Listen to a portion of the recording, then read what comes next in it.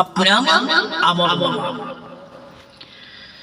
ডান হাতে আমল নামা লাভ করিবে যারা,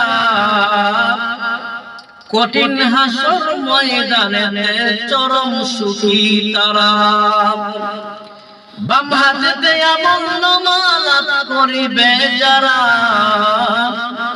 কঠিন হাসর ময়দানে চরম দুঃখী তারা।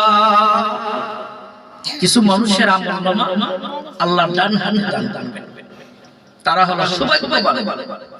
আর কিছু মানুষ বাম হাতে আমল দেবেন, তারা হলো দুর্ভাগ্য।